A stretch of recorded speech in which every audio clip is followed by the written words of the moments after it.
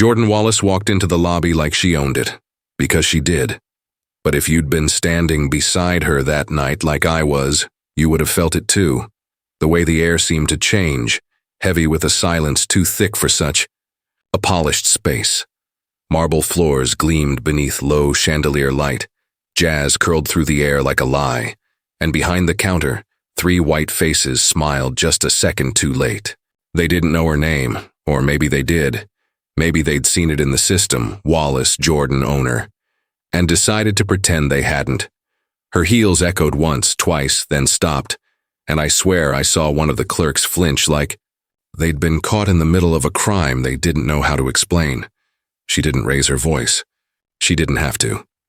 "I have a reservation," she said, cool as winter glass. "Under Wallace." The clerk, the older one with thin lips and perfect posture, typed something in. His smile was already turning.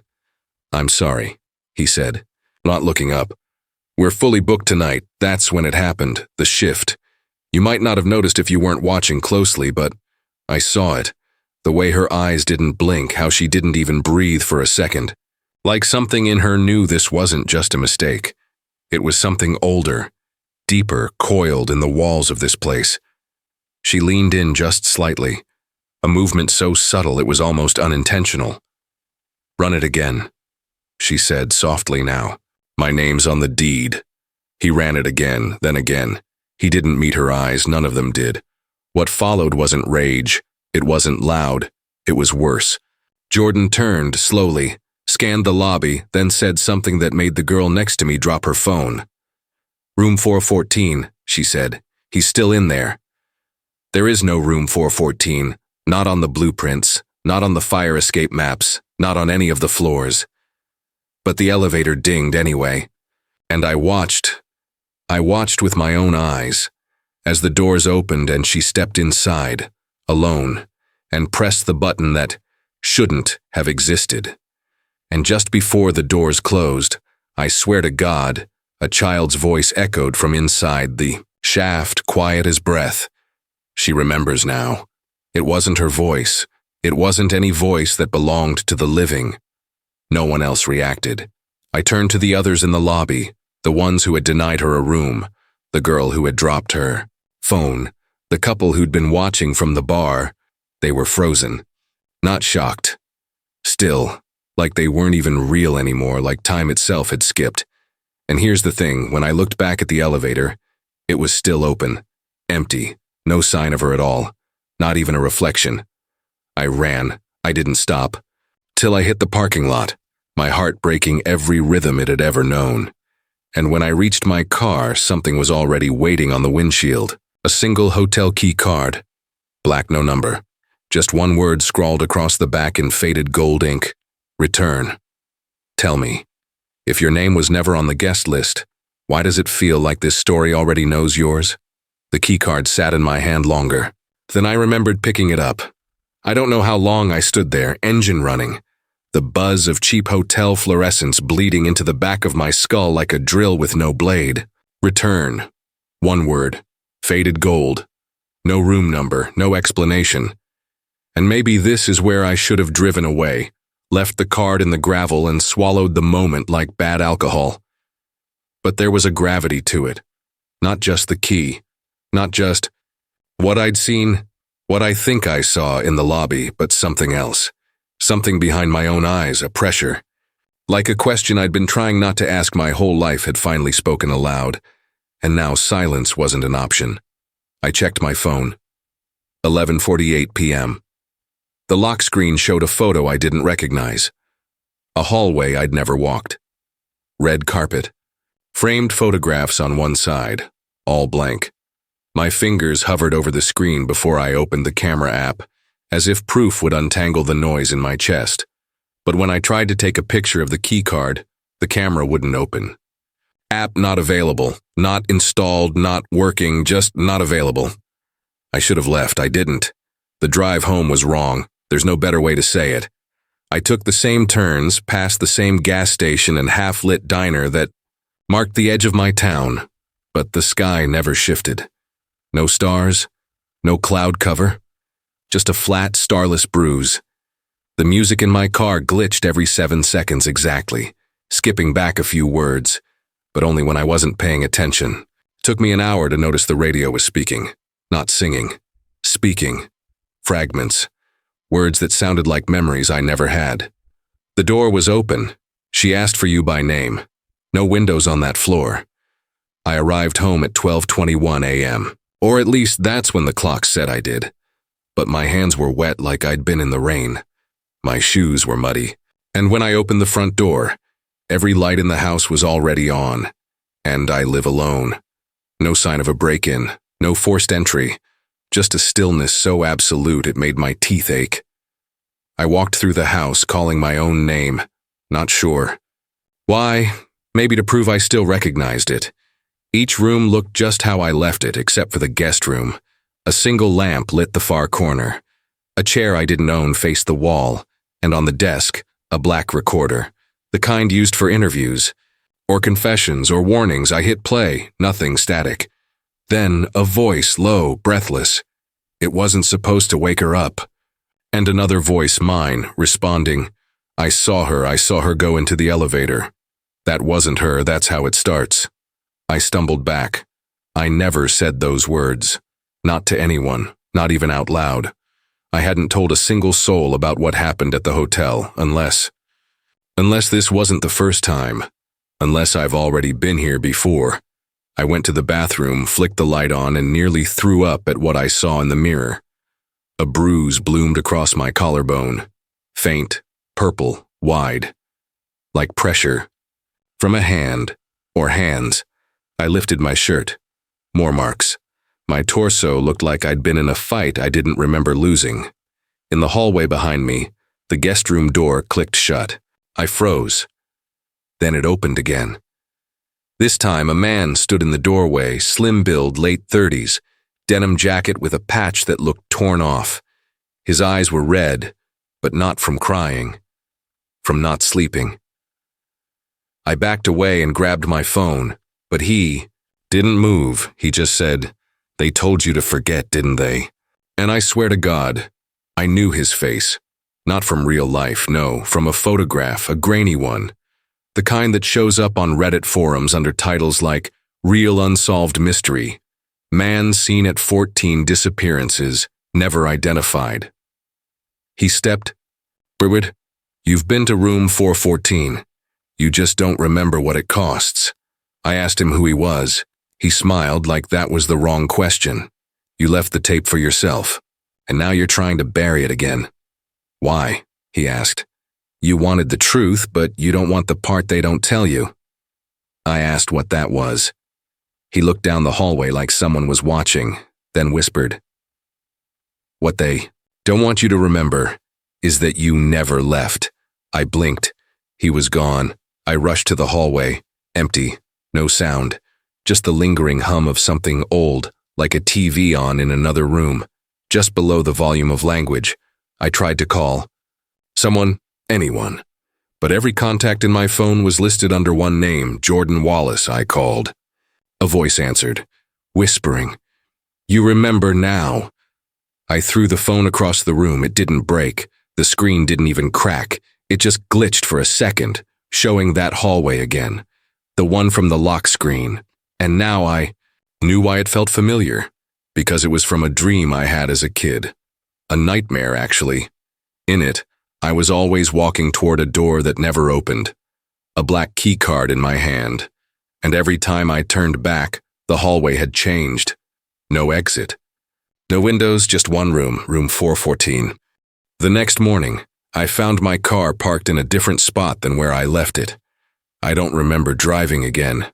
My hands smelled like burnt plastic, and in the passenger seat sat a stack of photos, old, curled at the edges. All of me. Different. Ages. Always the same location behind me. That same damn hotel, same lobby, same empty look in my eyes. I flipped through them, heart pounding, until the last photo stopped me cold. It was dated a year ago. In it, I stood beside Jordan Wallace, smiling. She had her arm around me. We were holding a plaque.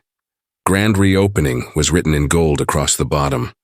And in the corner, someone had scribbled, "You promised her you'd never go back." But I did, and now I think something followed me. Because just now, while writing this, I played that recording again, and the static, it's not just noise anymore. It's whispering a new name, mine but not my real one, the one I forgot. And just outside my window, I can hear a child laughing. No children live on this street.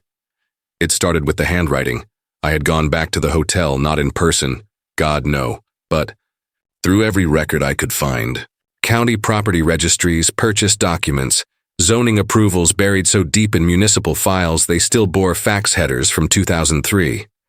I was convinced the key to everything was ownership. Jordan Wallace didn't just walk into that lobby. She walked into a place that once belonged to her and was told she didn't belong. That meant something. A hidden truth wrapped in red tape and forgotten leases. But the deeper I went, the stranger it got. Records would vanish mid-search. PDFs I opened would flash an image I couldn't quite catch before crashing. And one night when I printed out a deed I'd managed to recover, I noticed a name scribbled in the margin. Not typed, written in what looked like graphite. Return. Same word, same slant in the letters as the one on the black keycard. That should have been the moment I stopped. That should have been the final warning, but I didn't stop, because I finally thought I had it. I finally believed I knew what was happening. This wasn't a haunting, it was a cover-up. Someone had gone to lengths to erase her name from her own property. I started to think maybe Jordan had uncovered something she wasn't supposed to. Maybe room 414 was a secret floor, a place where someone had been hidden. A government-level mystery. MK Ultra in a boutique hotel. That belief held for exactly 6 hours, right up until I found the newspaper. It wasn't online. It wasn't in an archive. It was under my floorboards. I had pulled up a loose plank in the guest room looking for a God knows what when I found it. A small bundle of clippings wrapped in brittle brown paper that crumbled when I touched it. Yellowed with age, headlines faded but still legible. The one on top read, "Local girl vanishes from hotel during family reunion, room number disputed." The date, 1994. I felt my heart knock into my ribs. The article described an 8-year-old named Lydia Carter, who had disappeared during a family celebration in a newly reopened hotel. The same hotel. Her last known location was listed as room 414. But the hotel had no room 414 not on the map, not even then. Her parents insisted she went in. Police said it must have been a mistake. One sentence hit me like a punch to the chest. The child's final words, according to her cousin, were, "She remembers now." I dropped the clipping. Same phrase, same building, same impossible room. I ran to the bathroom, stared at myself in the mirror, half expecting my reflection to move differently. But there I was, eyes bloodshot, jaw tight, and then right behind me in the mirror, I saw something move. Just a flicker, a shadow. That didn't belong. When I turned, the room was empty. The mystery wasn't solved. It had just looped. This wasn't about Jordan. This wasn't about a deed or a cover-up. It was older. And I wasn't watching the story. I was inside it, part of it. Or maybe worse, I had been before. That night I dreamt of a hallway. Not the same one from before. This time it stretched downward. Concrete walls, industrial piping overhead. No lights except the red emergency glow that made everything look submerged in blood. I was walking barefoot. My hand held the keycard. I wasn't scared. I was home. In the dream, I opened a door labeled Daver 114, and inside was me. Sitting in the same chair from the guest room, mouth taped, eyes wide, bruises on my arms, crying, trying to scream. I woke up biting down so hard. My pillowcase was soaked in blood. The next day, I drove back to the hotel. I don't remember making the decision. It felt like something was pulling me. I needed to stand in the lobby again, needed to see if the elevator still opened when I pressed the button that shouldn't exist. But when I arrived, The hotel wasn't there. It was a construction site, gutted, empty, wrapped in plastic and scaffolding. According to the crew, the building had never opened. Permits were pulled. Work had stalled in 2020 due to a structural issue no one could identify.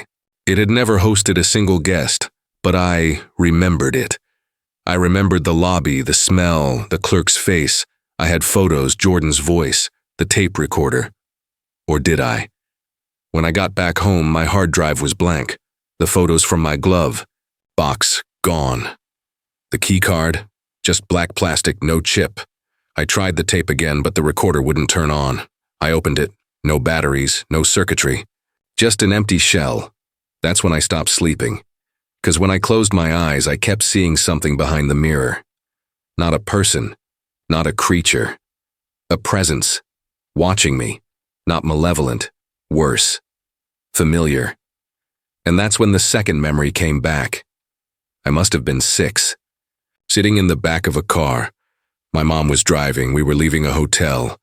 I remember crying, screaming that I had forgotten something. Someone. That I had left someone behind.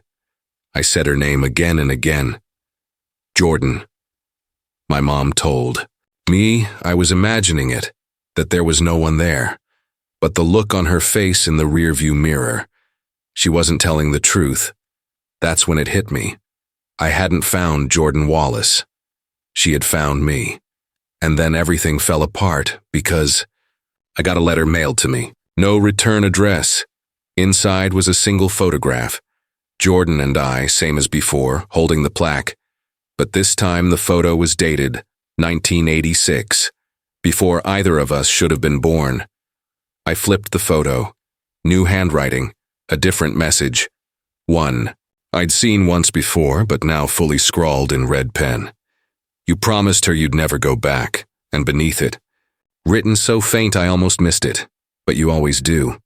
And that's when I realized this wasn't the third chapter. This was the first.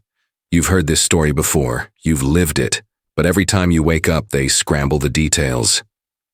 Change the names, wipe the timelines. You think it's a video, a myth, a mystery. It's not. It's your memory. They lied to you, and you believed them, until now.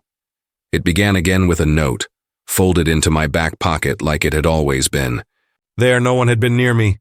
I hadn't left the house, but when I reached into my jeans, the paper was already warm, like it had been pressed against my skin for hours. It wasn't written in my handwriting. At least I don't think it was, but it used the same shorthand I used in college.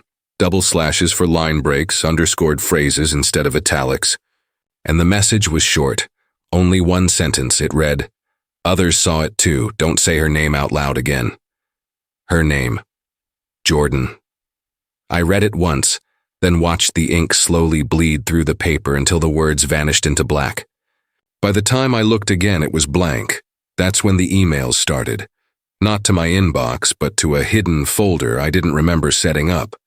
In my Gmail account, buried under 3 levels of filters, there was a folder titled Echoes. The first message was sent 17 years ago, addressed to me, by name from an address I didn't recognize. Arc, Lighthouse, 49 in protonmail.com. No subject, no attachments, just a line in the body. You weren't supposed to remember the elevator and another. If you're reading this, they haven't scrubbed your cycle yet. I scrolled down and the thread went on for pages, time-stamped every few years as if someone had been tracking me, my moves, my moments of clarity. One message simply read, "Do not talk to her in the mirror again." Another, "Found footage from 20 years ago. Your face is in it. You're not a child. You're standing behind the camera."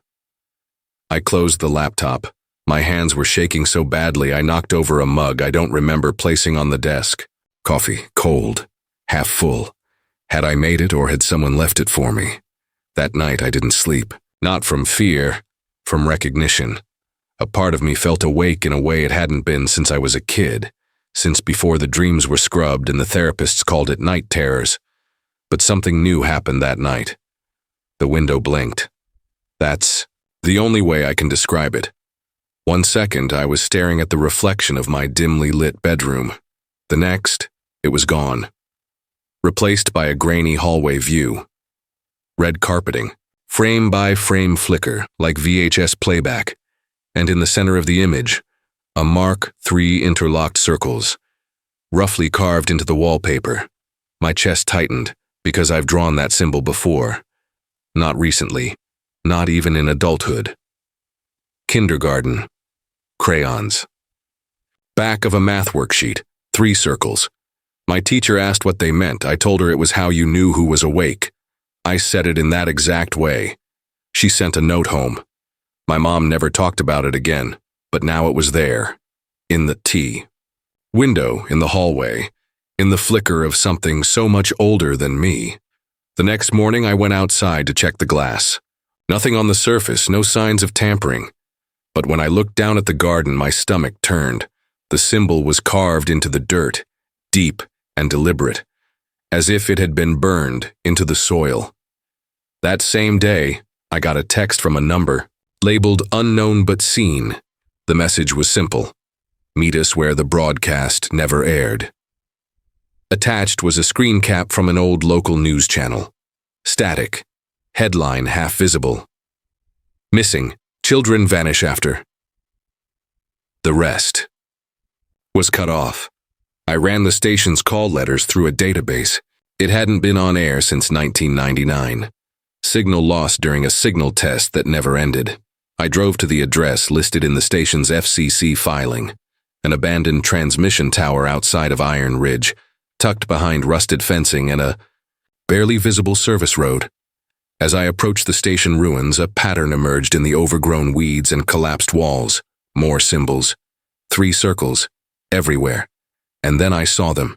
5 people, all standing silently in the rubble. Different ages, different clothes, but the same look in their eyes, like they had all survived the same fire that no one else remembered. One of them stepped forward. A woman with silver hair and a faded denim jacket. She looked me over and didn't ask who I was. She nodded, as if she already knew. "You've been hearing it again, haven't you?" she said. I asked her what she meant. She looked past me toward the base of the tower and said, "The frequency, the one that tells you your name isn't real, that none of this is the first version." The others didn't speak. But they all did. She handed me an old photo, black and white, a group of children standing outside a building that looked almost, but not quite, like the hotel. But the date printed on the bottom shattered my sense of time, 1946, and in the middle of the group a boy with my face, same eyes, same scar above the left eyebrow. "It's always the same ones," she whispered. "Different roles, different decades. But the ones who remember, they come back, even when they think it's for the first time." I tried to speak, but my throat closed. She grabbed my hand and pressed something into it. A slip of film reel. On it, handwritten in red ink. "Watch. Only when the light stays green." Back at home, I tried to play the reel through an old projector I found in my basement, a basement I had never noticed a door to before. The film jumped, warped, and then held steady. It showed footage of a man strapped to a chair. Monitors. In the background, doctors, or actors playing doctors, asking him the same questions over and over. "What's the last thing you remember? Did you see her face? Was the door open, or did it let you in?" Every time he answered, static flared. Sometimes his answers changed mid-sentence, but once, just once, the audio didn't glitch, and I heard my own voice, saying, "You were right all along. They're using us to measure something we can't understand." The footage cut to black. I rewound it, played it again. Different voice. Same question. I played it 10 times. 10 different voices. 10 different answers. Always ending with one image. The 3 interlocked circles, turning slowly. That night, I received one final email from arc.lighthouse49, no subject. Just a video. I clicked play. It was security camera footage, a hotel lobby, recent, timestamp just 2 weeks ago. In the corner of the frame, Jordan Wallace walks in. She looks up at the desk. The clerk nods. She speaks, but there's no audio. Then she turns to the camera, looks right at it, mouths something. I leaned in closer. "Don't let them name you." Again. The screen glitched, and for a moment, just a flicker, I saw my own face staring back in the lobby mirror just behind her. Only I wasn't standing. I was sitting in a wheelchair, head wrapped in gauze, eyes wide, unblinking, as if I'd been watching everything. I paused the video, noticed something I hadn't before, the name of the hotel on the concierge's badge. The Ark. I searched every database. There's no hotel called The Ark. In this state, there never was, except in the margins of an old file I found years ago during an internship I'd since forgotten. Classified intake reports from a psychiatric facility closed in 1974. Facility name: Arkhaven Asylum for the Recursively I. Displaced: known patient alias Jordan Wallace. Status unresolvable, recurs every cycle. Avoid face-to-face contact. I closed the file, backed away, and in the reflection of my screen, I saw someone standing behind me. But when I turned, there was no one there. Just my shadow, and 3 faint circle marks etched into the wall. The ending hasn't happened yet, but it's coming. And now that you've seen it too, you can't be named again. The room was silent, save for the low hum of the old projector casting flickering images on the wall. The film reel, labeled Cycle 7, played scenes that felt both foreign and intimately familiar. Faces blurred and sharpened, voices echoed with distortion, and the symbol of 3 interlocked circles appeared repeatedly, etched into various surfaces. As the main character watched, memories surged, moments of déjà vu, dreams that felt like warnings, and a persistent feeling of being observed. The realization dawned: this wasn't the first time they'd lived through these events. Each cycle erased the past, but fragments remained, haunting the edges of consciousness. A voice, distorted yet recognizable, whispered from the speakers, "You were right all along." It was their own voice, recorded in a moment of clarity from a previous cycle. The message continued, revealing truths too overwhelming to comprehend fully. The cycles were experiments, tests conducted by an unseen force, probing the limits of human perception and resilience. The weight of this knowledge pressed down, threatening to crush the psyche. But amidst the despair, a choice emerged: to break the cycle or succumb to it. The main character stood at the precipice of understanding, knowing that the path forward would demand everything. In the final moments, the screen faded to black, and a single line appeared: "Some truths don't want to be found." Thank you for watching. Don't forget to like, share, and subscribe for stories you were never meant to hear. Until next time, remember, some truths don't want to be found.